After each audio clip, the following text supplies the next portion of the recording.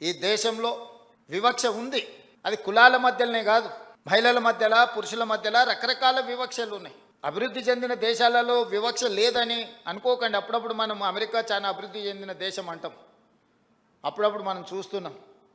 అక్కడ ఉండే వివక్ష అక్కడ ఉంది. అక్కడ పేదరికం లేదని కాదు, మనకంటే అత్యంత నిరుపేదలు ఉన్నారు.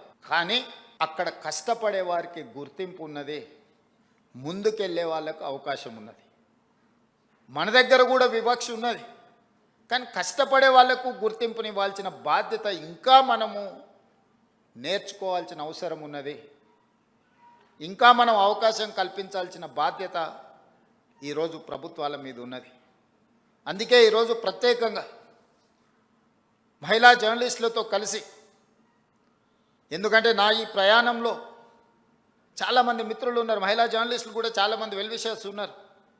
వాళ్ళందరి ప్రోత్సాహమో ప్రత్యక్షంగానో పరోక్షంగానో ఏది కాకపోయినా డెస్క్లో ఉన్నప్పుడు మన మీద అనుచితంగా వ్యాఖ్యలు చేసినప్పుడు కనీసం అది ప్రసారం చేయకుండా ఆపడంలోనైనా మీ సహకారం ఉన్నది.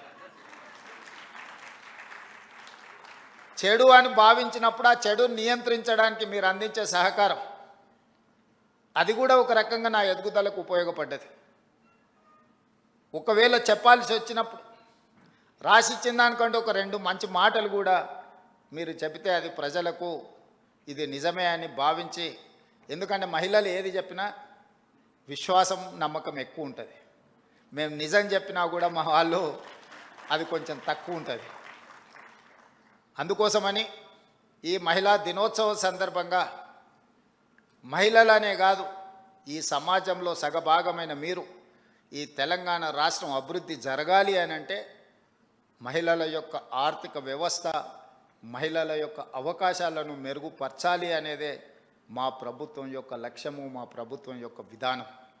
2034కి $1 ట్రిలియన్ ఎకానమీ, 2047కి $3 ట్రిలియన్ ఎకానమీ ఇక తెలంగాణ రాష్ట్రాన్ని ముందుకు నడిపించాలని మేము భావిస్తున్నాం.